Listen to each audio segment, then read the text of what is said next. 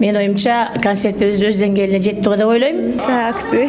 Азыр бойдокмун делиши, азыр жүрөк бош. Кенже Душева менен Кыз Брактоонун такыр мамилеси жок, аны билесиздер. Кыргыз элинин курман даткасы. Экөөбүз колдукта.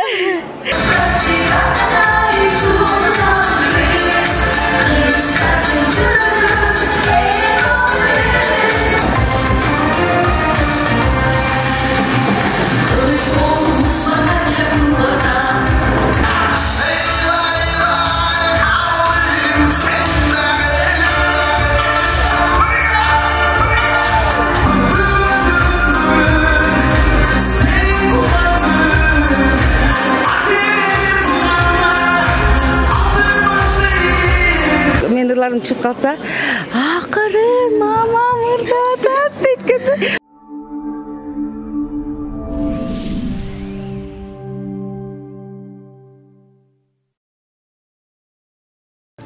Саламатсыздарбы? Сол YouTube каналынын катталуучулары, бүгүн биз Токтогул Сатылганов атындагы Улуттук филармониясына келип калган чагыбыз.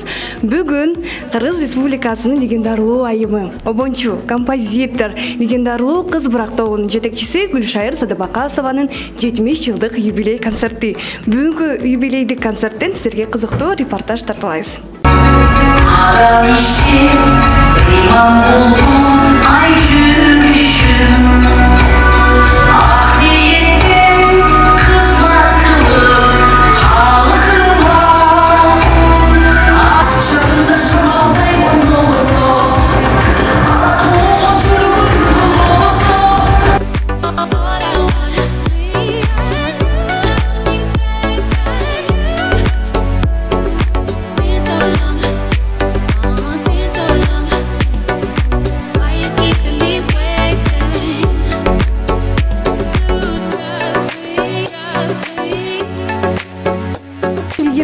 Кыз Брактоонун алтын курамы менин жанымда турат. Азыр Гүлнара менен Айжамал эжеке. Саламатсыздарбы? Саламатсыздарбы? Саламатсыздарбы? Маанайыңыздар кандай? Маанай сонун. Концерт кандай өтүп аткан болсо, биздин да маанай ушундай. Эң сонун. Биздин азыр курамда Айжамал, мен жана Сайкал үчөөбүз трио ырдайбыз. Ошол Кыз Брактоондагы эң популярдуу ырлардын бири анда жигит мырзасы эмес кыргызымды ырын даярдадык.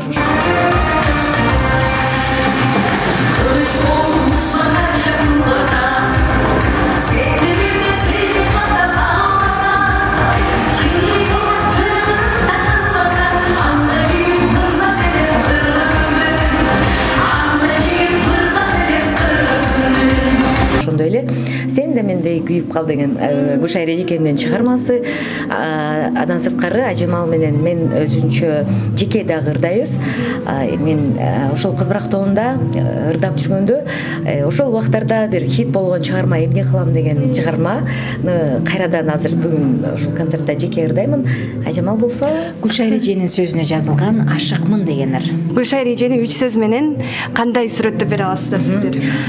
Гүлшайыр эжекебиз бир гана устат эмес. Мен Гүлшайыр эжекемди эне катары деп айтсам дагы болот. Биринчиден мээримдүү эне, экинчиден устат жана үчүнчүдөн Кыргыз элинин сыймыктуу легендарлуу айымы деп айтат элем. Кыргыз элинин курман даткасы биздин устатыбыз, апабыздан кийинки эле биздин энебиз. Ал эми мынакей алтын курам деп калдыктан анан кийин сиздерди көрүп, анан кенже эжени көрбөй жатам. Эми көптөн бери Кенже Душева менен Кыз Брактоонун такыр мамилеси жок, аны билесиздер. Бүгүнкү майрамда бул суроону бербесеңиздер да болот.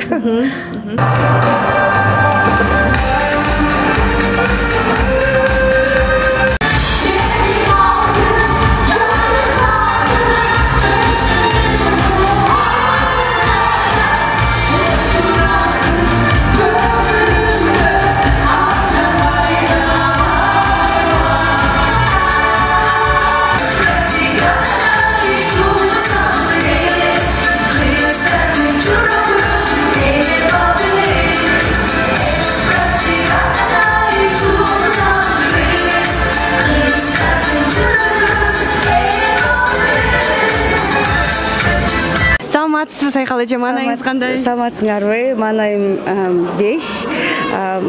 Көптөн бери маанайым мындай көтөрүлөк болчу. Бүгүн апамдын 70 жаш юбилей концерти аябай сонун деңгээлде, мыкты деңгээлде өттү десем жаңылышпайм. Себеп дегенде аншлаг менен өттү. Өзүңүздөр көргөндөй жана ушунчалык ырчылар аябай көп келди. Мен ырдабай калдым.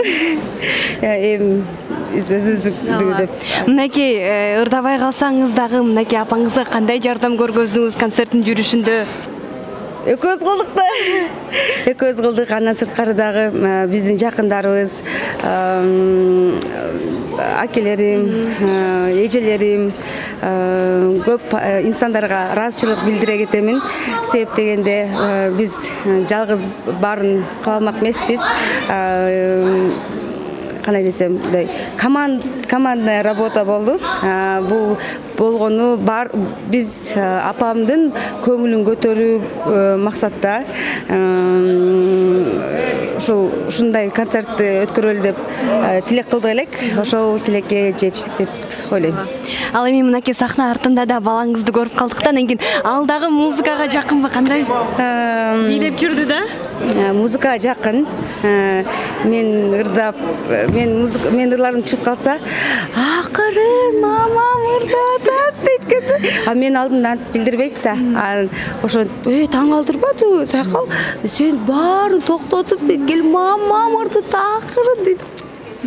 Буюрсанда дагы балаңыздан дагы бир музыкант чыкса керек, анткени аркада сиз ырдап атсаңыз бийлеп дагы коштоптот. Ким болсо болсун, эң башкысы аман эсен, өмүр узун, жакшы, ыймандуу балдардан бол чоңойсо, мага ошол жетет. Мынакей концертти дагы сонун өткөрө алдыңыз. Эми Гүлшайыр эжекебизди качан күйөө аласыз менен тааныштырасыз? Качан күйөө алалы кыласыз? Так. Азыр бойдокмун деле, азыр жүрөк бош. Азыр жүрөк бош. Билбейм, Кудай буйруган күнү жүрөгүмдүн эсин табам деп ишенем. Азыр Ал эми келиңиз, анда мынакей апаңыздын 70 жылдык юбилейи дагы концерт аншлаг менен өттү. Келиңиз куттуктап кетсеңиз болот. Алтыным апам, жаным апам, менин өмүрүмдүн, менин жан дүйнөмдүн, жүрөгүмдүн жарымы. Менин жүрөгүм ушул апам Амантур экөө бар болгон үчүн согуп турат. Жана эл үчүн согот. Ошондуктан мен апамдан көп жакшы тарбия алдым. Ушундай деңгээлге жеткениме апамдын салымы аябай зор. Апамдай күчтүү адам боло албасам да, бул мындай бир жаралган инсандардын катарын толуктайт деп ишенем. Жана ушундай адамдын, инсандын кызы экениме аябай Кудайга чексиз шүгүр келтиремин. Себеп дегенде ар бир адамга мындай аялдын кызы болуу, кандай десем, буйрубайт. Ошол мама эмести жакшы көрөм. 18-ге чыгышыңыз менен өмүрүңүз узун болсун, көңүлүңүз эч качан чөкпөсүн. Биздин маңдайыбызга ар дайым эле урушпай күлүп эле жүрөрүңүз. Ошол.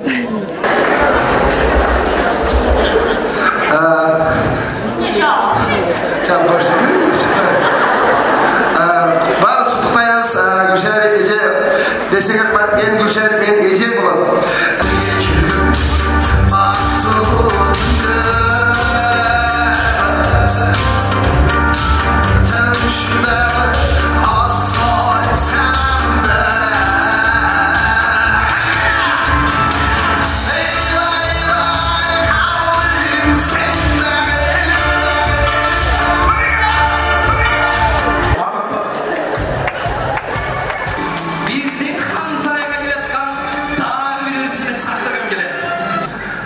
Gülşehir Cemal'in tamaşalaşıp Gülşehir Cemal'e ettim. Gülşehir Cemal özüm sizde düğe öğrendim.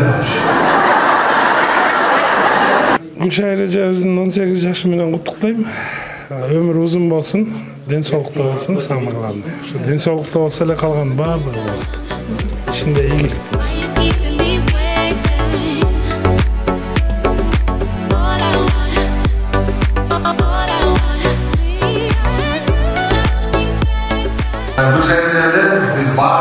кыргыз эли сыймыктанабыз. Наамдары эжебиздин жасаган эл үчүн кылган кызматын өзүнүн даректүү тасмасында да көрдүк. Эжеде биз айтсак болот, совет доорунда биринчи трактор айдаган аял бар эмеспи, символ болгончу. Ошондой эле эстраданын биринчи символу сиз да.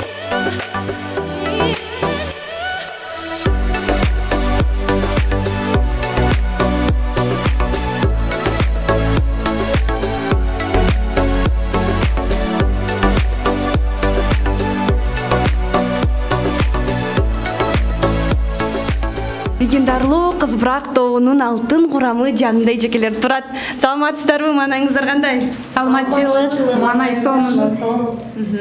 Бүгүн мынакей азыркы тапта эле сиздерди мынакей сахнадан көрдүк, мынакей сагынып калыпсыз сиздерди. Сиздер да сахнаны сагынып калыпсыздарбы? Аябай сагынып калыптырбыз. Абдан сагындык. Абдан сагынып, буну толкунданып. Биз көп жыл өтүп кетти, бизде элдер унутуп калды болуш керек деп ойлодук эле, аябайчы. Биз чыккан эле аябай кабыл алышты. Мындан биягына ар бир кызматкердин мен ырчымын, мен артистмин дегендердин сыйын көрсүн, биздин сыйларыбызды көрсүн. Кыргыз элинин ар бир үйүндө эже сый урматка бөлөнүп карлыктын доорун.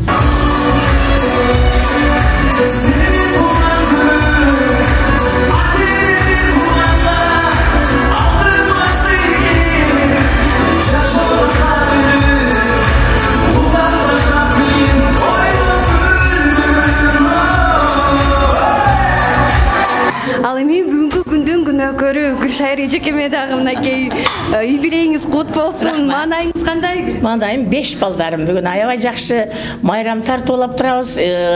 Бишкек шаарынын тургундарына мен оюмча концертибиз өз деңгээлине жетти деп ойлойм. Анан калганы эми эл күбө. Мынакей концерттин кооздугун көрүп жатасыз. Декорлардан кийин өзгөчө алып келсеңиз керек бир жактан. Жок, ушул жерден алып койдук. Бул жерде кызмат көрсөтүү, баягы клиникалары, кызмат көрсөтүү борборлору толтур экен да. Техникалык кызмат көрсөтүү мына ошолордон баарын алып келдик. Сахнанын көркүн ачкан кыздар менен балдар болуп атпайбы? Жанды ойноп атышат, жанды ырдап атышат. Бул деген майрамдын эң бийик туу чокусу деп ойлойм. Себеби жанды ыр ар бир жандын жүрөгүнө жетет. Анан кийин мынакей сахнада сонун ырдап атат Кыз Бырактын алтын курамдарыдан кийин өзү тандалса керек, баардык анткени сахнага батпайт дегенде. Жок, биз чакыргандардан келгендери да атышат да. Себеби келе албагандар себептүүлөр болду. Ар кандай себеп менен келе жатканда ооруп калгандар болду. Ушундай ар кандай немелер болуп калды. Ошого ким келсе, ошолор сахнага чырдап атат. Ушинтип келип дайыма биздин жакшылыгыбызды чагылдырып тургула, жакшылыктан жарыс болуп жүре бергиле балдар.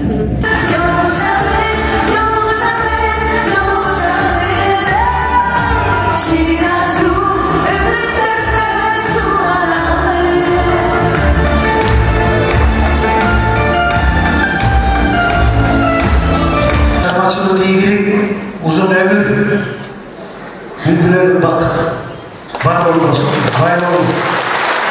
Эми мынакей костюм кийип сонун болуп калыпсыз. Жанатан бери сырттан карасам чуркап эле жүргөн сизди көрдүм. Ооба, албетте баягы биздин устатыбыз болгон Гүлшайыр эженин концертин аябай жогорку деңгээлде уюшулду. Баштан аяк ушул 2 айдан бери ошол көрүнүш. Бирок анан этегинде мынтип костюм кийгенге да убакыт келди. Ошо анан бирок уюштуруу иштери абдан жакшы болду. Өзүңүздөр көргөндөй билет жок. Элдин ушунчалык Гүлшайыр эжекебиз сыйлаганын байкадык. Анткени кымбат болсо дагы эч кандай мындай бизди колдоп ушул келип бергендегине ыраазычылык билдиребиз. Ал эми костюм кийип калдыңыз, сахнадан да сизди көрөт экенбиз, Жок, биз сахнага чыгып азыр эми эжебизге болгон сюрприздерибиз бар, ошолорду беребиз устатыбызга. Анан бул концерттин баштан аяк мына бүтүшүнө чейин уюштуруу иштеринде болдум. Өзгөчө ушул ар бир деталды карап атабыз. Анан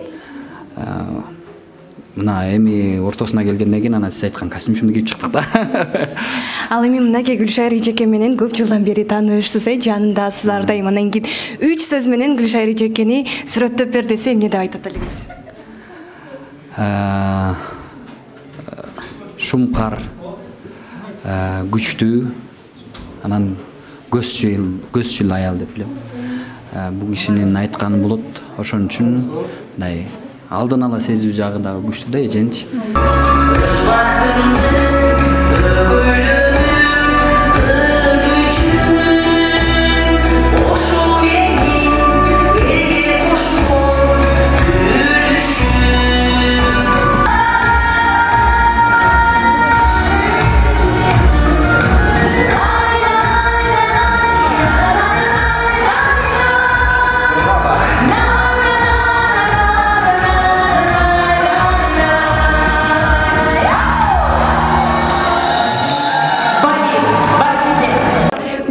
Концерттен сіздерге қызыктуу репортаж тартуулай алдык деген ойдобуз. Биз сиздер менен коштошпойбуз, тек кана көрүшкөнгө чейин дейбиз. Сол YouTube каналы Нуриза Русланова.